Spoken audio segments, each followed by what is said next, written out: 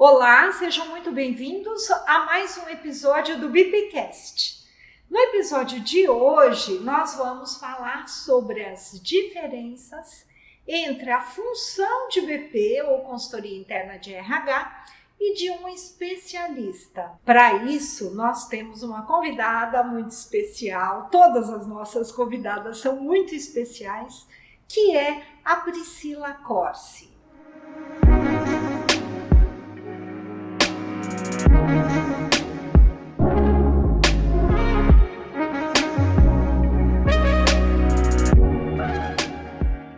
No episódio de hoje, nós vamos falar sobre as diferenças entre função de BP e a de especialista. E para o dia de hoje, nós temos uma convidada muito especial, que é a Priscila Corsi, que já está aqui conosco. E a Priscila eu conheço há muitos anos. Hoje eu falei para ela que eu conheci uma menina, há quase 11 anos atrás.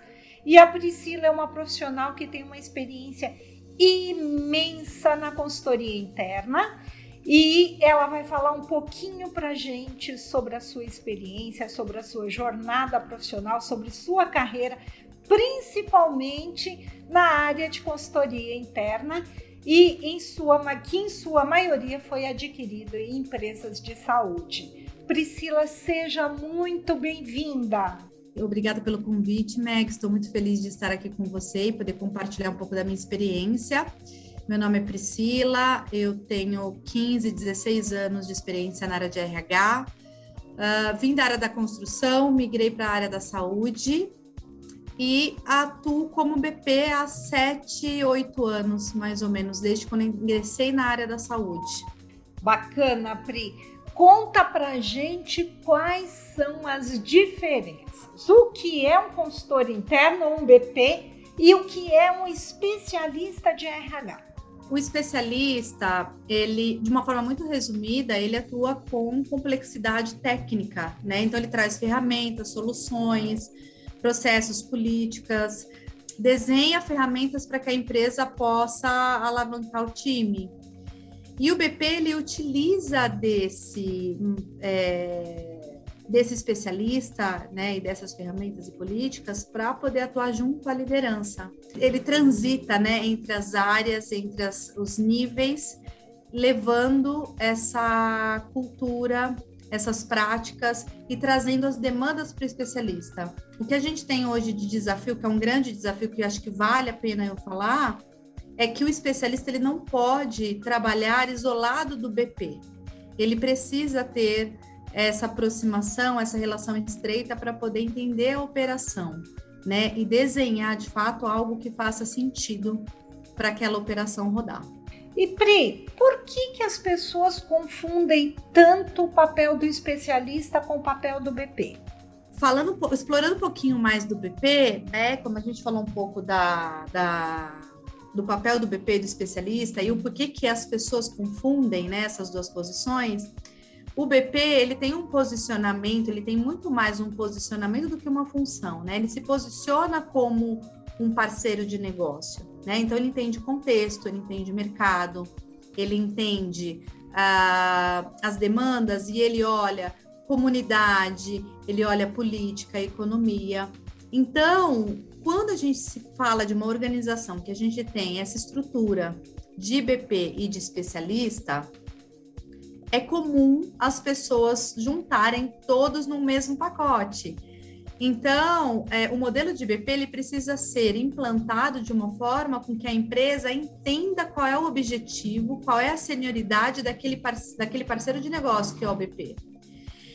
A empresa ela precisa estar pronta, ela precisa ter uma maturidade para receber esse profissional, este posicionamento, porque ele vai atuar no negócio, né? Então, ele sai dessa esfera de recursos humanos, olhar só para recursos humanos, e ele olha o contexto como um todo.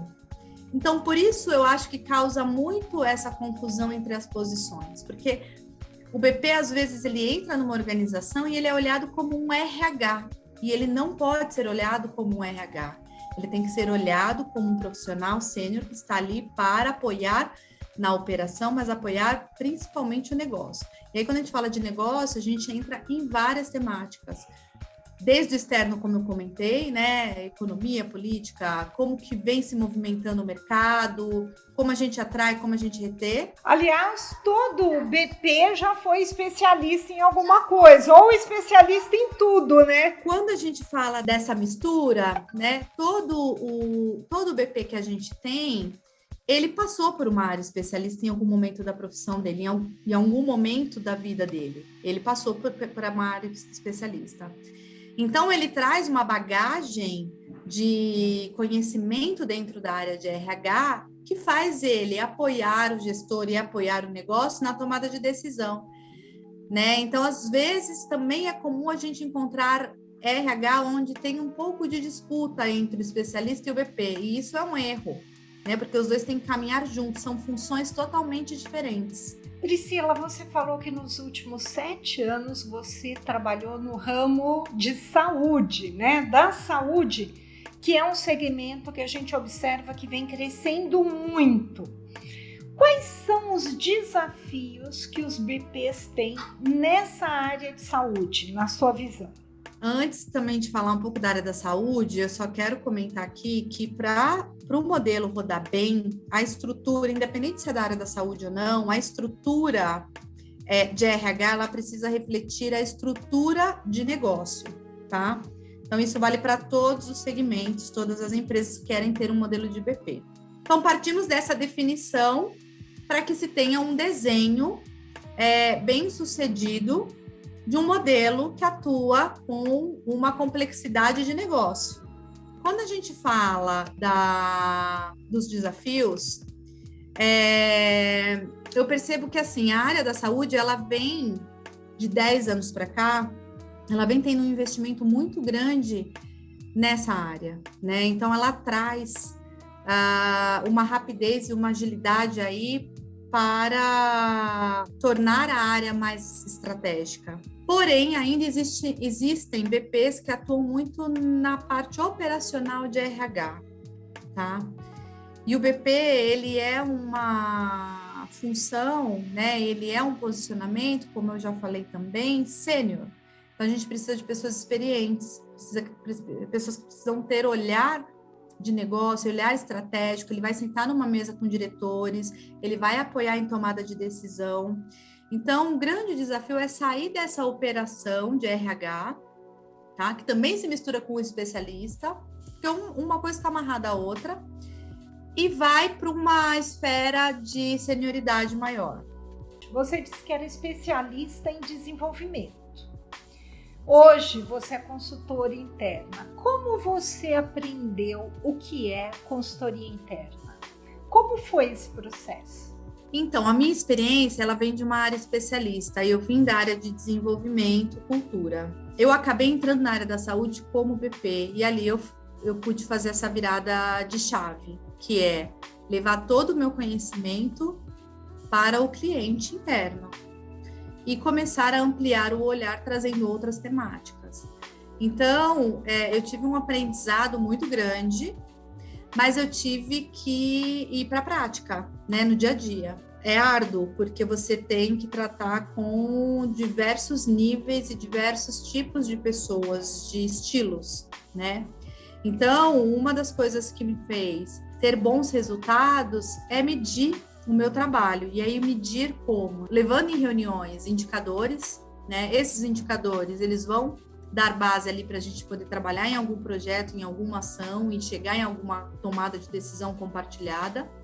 E pós-feito isso, fazer a medição correta, né? Junto àquela liderança, entender se a gente conseguiu aquele objetivo. Eu percebi no seu currículo que você também é mentora de carreira, é isso mesmo? E me diz uma coisa, quais são os objetivos de quem procura um coach, uma mentoria de carreira? Eu sou mentora de carreira, eu fui convidada por uma escola técnica, né, que forma jovens e para o mercado de trabalho, e então eu tenho a oportunidade de interagir com eles. O papel do mentor de carreira está muito relacionado a um coaching, trazendo muito a minha vivência, trazendo a vivência de mercado, ajudando a montar materiais, LinkedIn, currículo, simulação de entrevistas, conversas de planejamento de carreira, reflexões. Então, é um momento muito de insight, tanto para o aluno como para mim, né? Então, juntos a gente acaba tendo essa troca que é muito rica. É um trabalho voluntário esse? Não é um trabalho voluntário, é um trabalho remunerado. E há cerca de 1 ano, mais ou menos, eu atuo com os jovens. Na sua visão, quais são os equívocos que as pessoas cometem com relação à carreira? E o que elas poderiam fazer de diferente? Tem uma questão que são os jovens, né? Eles entram, eles têm anseios, né? Dúvidas e muitos acabam migrando para outros estilos de trabalho, não o trabalho tradicional que a gente conhece. Então, a gente tem uma diversidade muito grande, né? Coisa que antes a gente não via, né? Existia um padrão. O jovem de antes, ele queria estudar numa boa universidade, entrar numa boa empresa e fazer a carreira. E os jovens que eu encontro hoje na mentoria, não.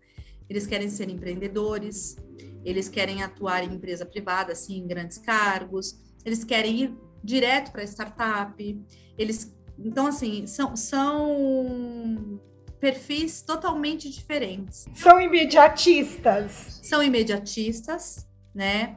Tem um receio muito grande sobre como se manter numa grande organização, né? Eu acho que as regras políticas, elas assustam um pouco quando a gente olha algo muito estruturado, mas são pessoas muito flexíveis e pessoas que traz uma diversidade de ideia muito grande, né? E que é muito rico. Então, é o nosso futuro aí, né? Que vem com toda a força. E aí, o que eu falo, não para eles, mas eu acho que para qualquer um e vale para todo mundo, já aconteceu comigo, que eu acho que o grande equívoco é a gente deixar na mão da empresa a nossa carreira totalmente, né, 100%. E aí, em todo sentido, desde a insatisfação, às vezes estou insatisfeita com o lugar onde eu trabalho, às vezes eu quero ir para um lugar diferente, uma cultura diferente, um estilo diferente. Então, eu preciso, sim, tomar decisões, e às vezes decisões difíceis, inclusive, como, por exemplo, sair de um lugar. A gente sabe que a economia é algo que impacta muito porque a gente tem aí um índice de desemprego muito alto. Então, não só os jovens, como os mais velhos, também têm o receio de tomar totalmente a carreira 100% e tomar decisões, e decisões difíceis. E Pri, esses jovens que estão ingressando agora no mercado de trabalho na área de recursos humanos, o que eles precisam ter para fazer uma carreira na área de consultoria interna, como o BP? Olha, eu vou colocar a minha experiência como uma experiência que deu certo, né? Que vem dando certo, tá? Existem outras diferentes, mas eu acho que para se tornar um BP, a gente fala de uma posição que é sênior, precisa ter bagagem, experiência, precisa conhecer de recursos humanos. Então, transitar entre os subsistemas de RH é uma oportunidade bacana. Poder atuar um pouco em cada subsistema, conhecer cada ferramenta que as empresas utilizam, conhecer o que o mercado traz de novo. Então, tudo isso faz com que esse BP ele possa ampliar o olhar. Quais os problemas que você observa hoje nas áreas de RH ou oportunidades que você observa hoje na área de RH? O profissional de RH, ele faz provocações, né, o tempo inteiro. Então, eu acho que o BP, principalmente, ele traz muito essa provocação, no bom sentido, para se fazer a reflexão, né? E construir relações e chegar a uma tomada de decisão compartilhada. Eu falo compartilhada porque não é o BP que toma essa decisão sozinho. Falando de mercado, eu gosto de trazer muita questão do mercado porque é o de fora para dentro, né? O que está acontecendo naquele segmento, naquele público, o que acontece ali fora que eu posso trazer para a minha empresa para junto construir uma identidade, uma marca forte e uma cultura forte. Então, olhar esse contexto, preciso olhar sempre o contexto. Nós tivemos um BPcast que falava de diversidade e de inclusão. E foi muito bacana esse tempo, teve uma audiência sensacional. Agora eu queria fazer a última pergunta. Qual foi o seu maior desafio como BP? Eu acho que um grande desafio foi me tornar um profissional transformador. Transformador no sentido do impacto, né? O BP ele tem que impactar positivamente, seja uma reunião que ele participa, ele sai daquela reunião, ele tem que sair com aquela sensação de deixei o impacto ali positivo. E isso transformar as pessoas, transformar a organização.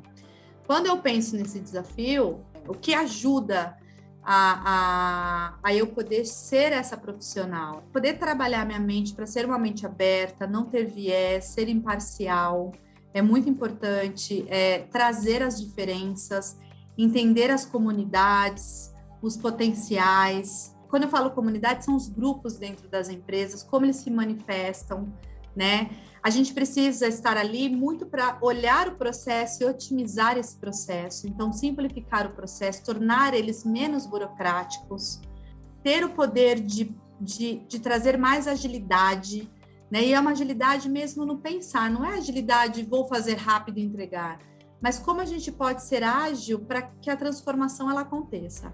A gente olha muito essa parte de processo e a gente transforma ela em um apoio para essa liderança, para essa gestão, para essa diretoria, para essa empresa, para essa marca.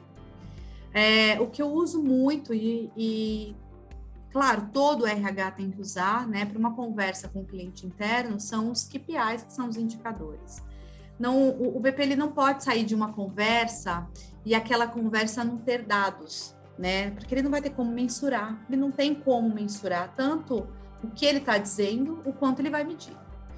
Né? E eu trabalho muito, eu gosto de trabalhar muito aprendi a trabalhar com os indicadores, principalmente que é da minha área, que é da área de um especialista que eu vim, que é desenvolvimento, então poder falar de retenção, sucessão, então todos esses indicadores. Quais são os indicadores que você tem? Ou que você teve em outras empresas de consultoria interna? Você sabe que essa é uma das perguntas mais feitas pelos BPs. Quais são os indicadores de eficácia de um BP? Turnover, absenteísmo, entender como que se comporta, né, a força de trabalho. E aí a gente tem inúmeros indicadores de RH, todos aqueles que trazem um cenário, né, para a organização, para que ela entenda de fato o que acontece, né? Seja a experiência do colaborador, seja o desenvolvimento das pessoas, desde de indicadores básicos, que a gente fala de banco de horas, o turnover, absenteísmo, mas são indicadores básicos que todas as empresas têm. A gente precisa transformar isso em informações, análises, para que o BP possa ter insumo e consiga trabalhar de uma forma efetiva. Ok. Pri, eu agora queria fazer uma brincadeira com você, tá? Nós temos, antes de encerrar totalmente esse quadro, a gente queria fazer algumas perguntas, são perguntas básicas que nós fazemos em todo o programa BPcast, tá? E é para você não pensar muito, você responde com a primeira coisa que vier no seu cérebro. Um erro que um BP jamais pode cometer. Tomar decisão sozinha. A decisão é compartilhada com o gestor. A melhor qualidade de um BP eficiente. A melhor qualidade do BP eficiente é ser mente aberta, imparcial, ter escutativa, tem que ser observador, tem que ser barreira, ele tem que ser barreira. É para aquilo que vai contra a cultura. Ele é o embaixador da cultura, né, e dos valores da empresa. Uma responsabilidade que um BP não pode perder de vista de forma alguma. Olhar para a força de trabalho, mas entender os grupos como se comportam os talentos, essa gestão de talentos, de performance, os grupos de líderes, como as decisões são tomadas, para poder permear, né, em todos os níveis. Uma dica para ser um BP bem-sucedido. Se conectar com a empresa, com as pessoas, com a liderança, com a operação, é se conectar. Um problema que não é da responsabilidade do BP resolver. Tudo aquilo que o gestor tem receio de fazer. Existem processos que fazem parte da gestão de pessoas, e tem muitos gestores que não estão preparados 100%. Então, às vezes, acontece deles transferirem a parte difícil para o BP. Então, o BP ele precisa reconhecer e dizer, isso não é meu. Eu vou te ajudar a fazer o melhor, porque o papel dele é ajudar o gestor a acessar a melhor ferramenta interna para chegar num resultado. E uma questão que, com certeza, é da responsabilidade do BP. Conflitos, o BP ele é um mediador, né? Ele é um mediador de para cima, para baixo, né? Líder, liderado, pares, empresa. Então, ele é um mediador ele é um facilitador nesse processo. Com a pandemia, qual o grande desafio do BP para se manter próximo das pessoas, das áreas que ele atendia, e ele estava em casa fazendo home office? Como é que ele lidava com isso? A conexão, eu já até mencionei, mas é uma conexão onde eu preciso estar em todos os lugares, né? O BP ele não fala só de RH, ele fala de outras temáticas, outras áreas, outros assuntos. Então, ele precisa entrar nesses temas, né? Ele precisa se conectar.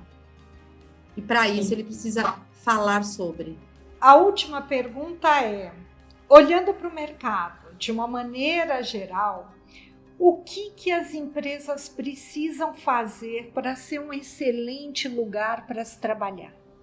Definição de papéis, né? Eu acho que é importante, até mesmo porque a gente falou um pouco da confusão dos papéis dentro de RH. Então, ter uma definição de papel, ter um modelo bem implementado, se for para RH, para o BP. Agora, independente disso, o profissional ele quer autonomia, né, para realizar um bom trabalho, ele quer desafio para crescer, ele quer estar num lugar onde tem uma diversidade de pessoas e ideias, um lugar inovador, né, onde deixe para trás aquilo que é arcaico, aquilo que não funciona mais. A gente gosta de uma cultura de aprendizado, né? A gente quer, e eu me coloco nesse lugar também, a gente busca fazer movimentações dentro da organização que vá favorecer esse aprendizado e esse crescimento, né? Então, ser um lugar para todos, né? Poder ser respeitada da forma que sou, quem eu sou, né? Na entrega que eu faço. Então, acho que é esse o lugar que as pessoas buscam. Ótimo, excelente. Priscila, super obrigada pela sua participação. Tá? Te agradeço demais. Eu tenho certeza que você vai contribuir muitíssimo com esse pessoal que está começando agora, tá? Como consultor interno, que está saindo de uma área especialista, passando para a consultoria interna. Muito obrigada, eu fico à sua disposição. Meg, muito obrigada pelo convite, adorei estar aqui com você. Um beijo grande. Eu gostaria de agradecer a participação da Priscila e gostaria muito de agradecer a participação de vocês que chegaram até aqui. Este episódio fica gravado em podcast e no YouTube e vocês poderão assistir depois. E, por favor, indiquem para os seus colegas, para as pessoas que estão iniciando na área. Acho que tem informações preciosas para contribuir para a formação deles.